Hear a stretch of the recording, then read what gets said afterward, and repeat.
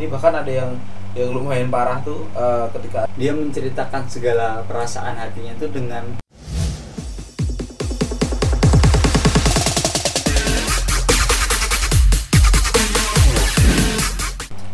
halo teman-teman di rumah atau dimanapun Anda berada, kembali lagi sama kita ya di Cinema Case.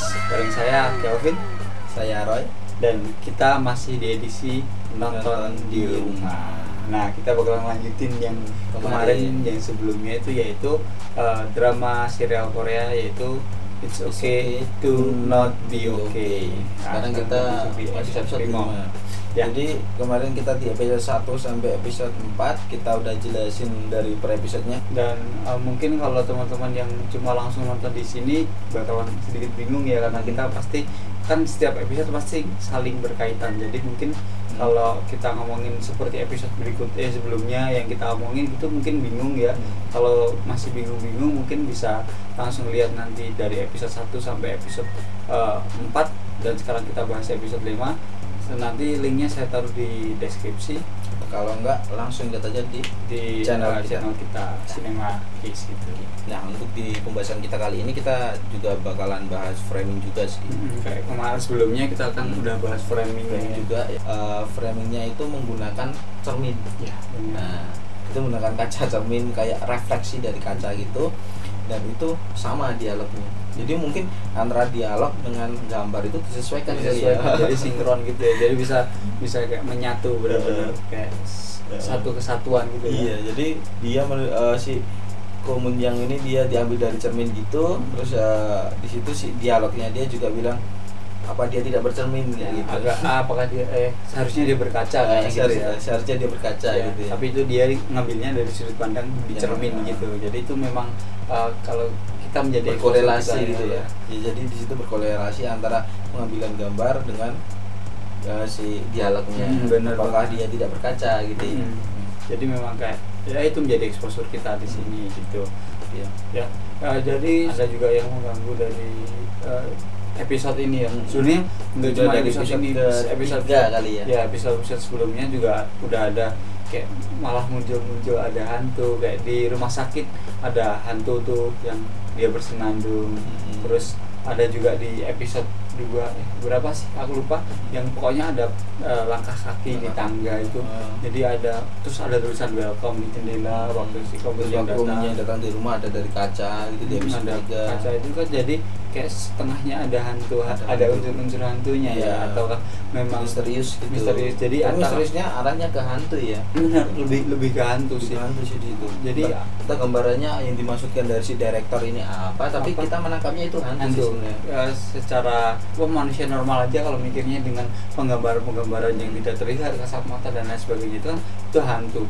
Apalagi itu yang paling kentara itu ketika di koridor rumah sakit itu lampunya mati jadi berkedip-kedip waktu dia lewat gini kan. Bener-bener mati. Dia lewat lampunya jadi mati gitu. Jadi lampu yang dilewatin dia mati gitu. Terus cuman kayak kelebatan kayak gitu, sekelebat gitu. Terus ini yang paling parah lagi nih, dia tuh mencekik dari ayahnya sih. Ayahnya sih Komun Young. Dia entah itu roh atau apa ya. Entah apa, tapi kita nggak tahu sih itu bayangan jahat atau si ibunya atau apa, soalnya memang di awal itu kan memang dijelaskan jiwanya hidup, raganya mati. Ya, bisa jadi jiwa berupa hantu. Itu jiwa apa nih? Kita nggak tahu, tapi memang tapi kok anehnya kalau memang dia udah jadi hantu, kenapa sih perawat 6 Jori ini dia menjelaskan bahwa bukannya ibu masih hidup? Ya itu sedikit memang ada kayak clue kalau si ibunya itu sebenarnya hidup, tapi entah gimana ya. Terus jadi mungkin sedikit berbeda dengan tagnya yang ada di film, bahwa dia menyatakan bahwa ini psikologikal dan juga ini genrenya romantis. Jadi memang beda. Jadi soalnya di sini kayak jadi kisah horor gitu. Jadi horor. Jadi misteri ya, horor misteri ya. Jadi ini di episode sebelumnya itu kan dijelaskan bahwa si Namjoon ini bilang sama si Ko Moon Young ini untuk pura-pura tidak kenal.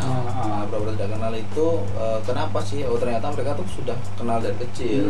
Kita tetap nggak tahu sih kenapa kok dia tidak mau untuk pura-pura tidak kenal. Nah, di episode ini, di episode 5 itu memang ada kenampakan bahwa si Namjoon itu ketakutan gitu. Kayak di flashback itu ternyata memang punya kenangan yang buruk dengan si memang tidak digambarkan secara jelas apa yang dia lakukan, tapi ketika Namjoon berbicara, ini flashbacknya waktu mereka kecil, itu flashbacknya itu bertanya, apakah kamu berteman denganku gitu kan, terus tiba-tiba dia menangis pergilah dariku kayak gitu. Jadi ini memang apa ya, penguatan karakternya sekarang si Namjoon ini sudah mulai kuat sekarang. Kalau kemarin kan waktu awal-awal itu kan dikit banget sih, cuman ya kita tahunya dia sebagai perawat aja, kita tahu sebagai apa. Sekarang si Namjoon ini sekarang karakternya sudah mulai terbuka, sudah mulai kuat. Nih sekarang kita bakalan bahas lagi dari teknis ya. Jadi ini aku lupa itu ada di menit berapa, tapi yang jelas ini tuh ada di awal-awal. Itu ada di menit 20-an lah, sekitar 20-an ya. Kalau itu aku ngitung, aku pakai timer itu yang jelas itu sekitar 2,5 menit. Itu si film ini menggunakan one take shoot atau single shoot gitu. Ngambilnya itu selama 2,5 menit.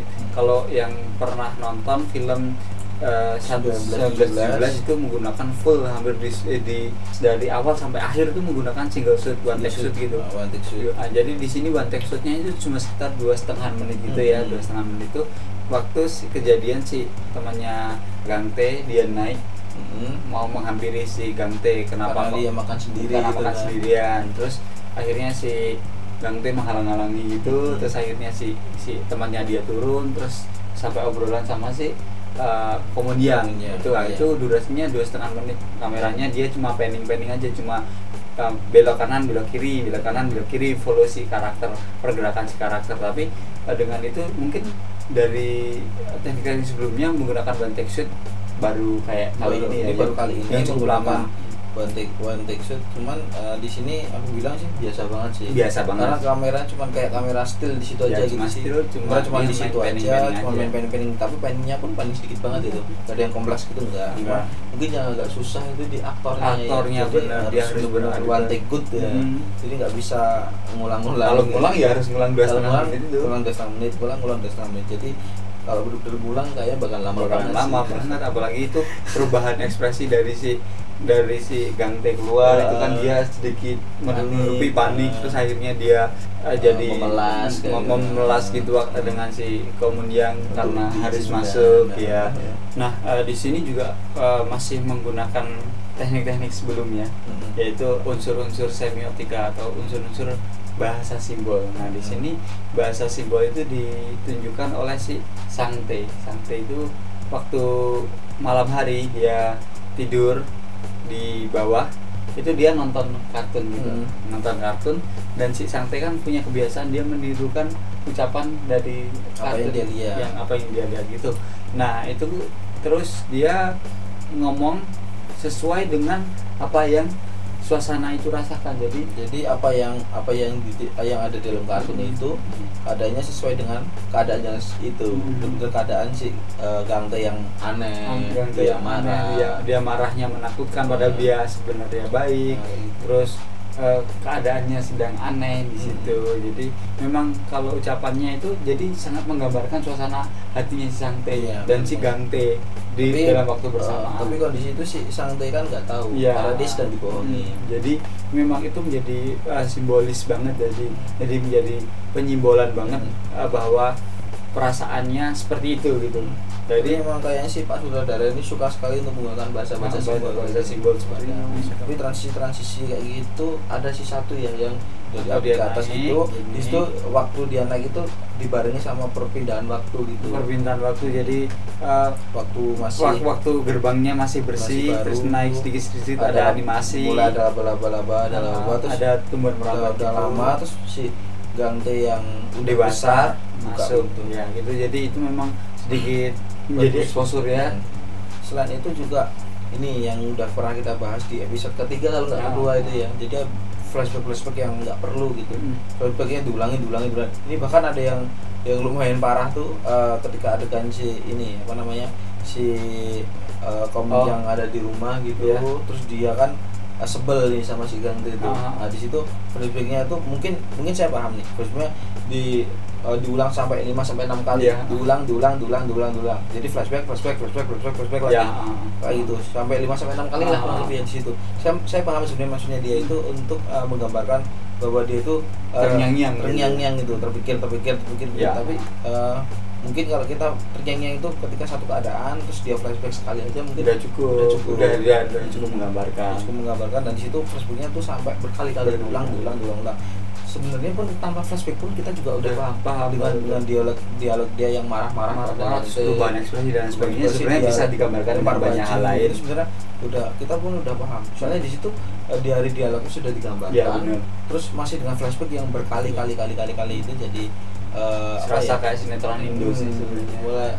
Sebenarnya kalau kita bilang tetap masih bagus, bagus tapi secara keseluruhan bagus, tapi memang ada beberapa poin aja yang di situ kurang relevan kalau menurut kita ya. Bukan dan itu juga mengganggu sih sebenarnya. Kalau untuk selera kita itu di situ agak mengganggu sih. Dan ini juga ada yang flashback yang sebenarnya nggak berguna tapi dimasukkan, entah itu ngulur waktu sekitar 30-an detik, itu kan lumayan banget ya 30-an detik, cuma waktu si si temannya si Gangde ini ngomong, apa kamu tidak ingat pertemuan kalian pertama tuh dia si kemudian menusukmu dengan pisau gitu. Terus ada flashback yang waktu episode pertama waktu dia megang pisau itu diulang sampai 30 detik, itu juga itu flashback yang nggak perlu, tapi mungkin memang itu strategi atau mungkin juga itu untuk teknik pemanjangan durasi kan. Nah selain dari itu ini yang masih berkorelasi dengan yang kita bahas tadi itu kan masalah tusuk tangan. Masalah yang pertama, kamu tidak ingat ya pertama bagaimana kamu bertemu dengan peminjam untuk pertama kalinya, dia ditusuk tangannya, di sini kan luka sampai berdarah parah gitu kan. Nah di situ dia buka tangan gini, nah di situ ada bekas sayat gitu. Nah luka sayat itu sayangnya bener-bener nggak realistis. Bener-bener apa ya, kayak keloid stadium 4. Bener, dia sampai nonjol parah gitu. Parah. Jadi itu juga kalau buat kita benar-benar nggak realistis nih. Nggak realistis. Satu, yang kedua itu nanti ada lagi agak belakang itu diulangin dia liatin luka tangan. Cuman kayak garis gitu. Jadi garis. Yang kedua lebih baik.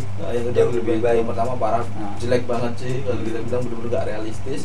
Yang kedua lebih baik tapi jadi nggak konsisten, beda-beda. Kalau di situ kisahnya berselang 3 bulan gitu mungkin oke lah, keloidnya bisa mungkin dikasih obat kayak atau operasi mungkin, tapi itu enggak, itu cuma setelah beberapa hari doang terus dia lukanya udah berubah dari tonjolan jadi kayak goresan doang. Kurang jadi inkonsisten. Ya, jadi kalau masalah keinkonsistenan sendiri itu sebenarnya nggak cuma di luka itu sendiri. Nah, di situ di lighting sih. Di lighting atau tata cahaya. Jadi kita nggak tahu juga itu pakai lighting atau enggak, tapi yang jelas di situ tata cahaya maksud kita. Maksud kita tata cahaya waktu di atap rumah sakit. Benar.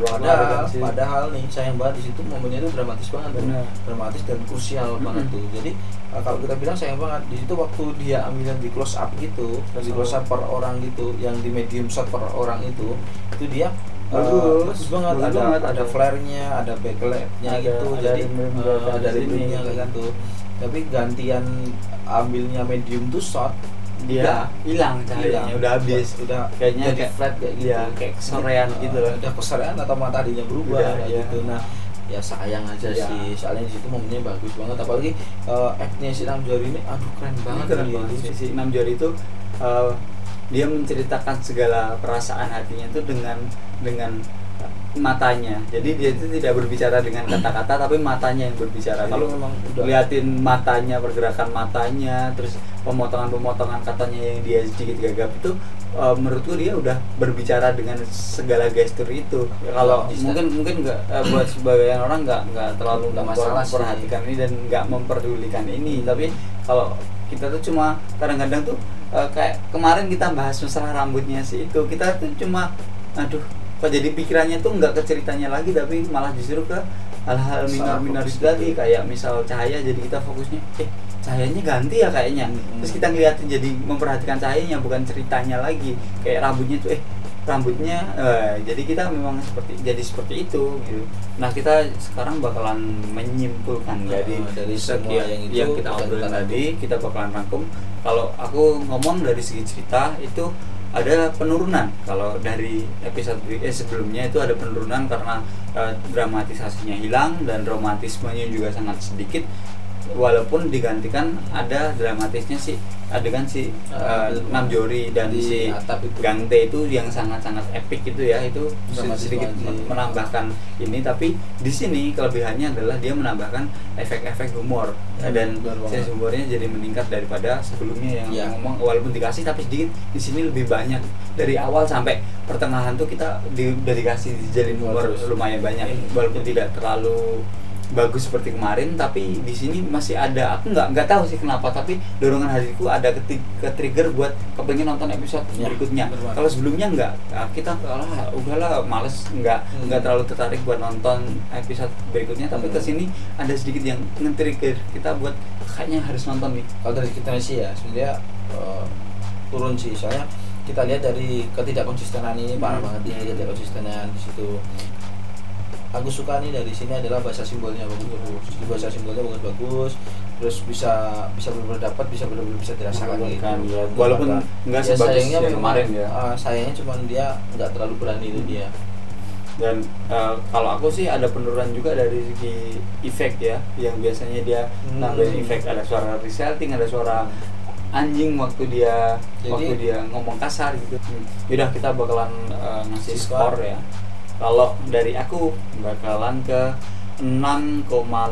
Awalnya aku pikir bakalan 6,3 deh kayaknya. 6,3, tapi setelah aku pertimbangkan ada adegan Namjoon dan si Gang Tae ini menyelamatkan episode ini jadi bagus banget, jadi luar biasa. Ya walaupun dari secara teknis nggak sempurna, tapi kalau dari segi cerita ini sudah cukup sangat membantu di episode ini. Jadi aku kasih 6,5. Yang di teknisnya nggak konsisten gitu sih, cuma dari beberapa hal ya,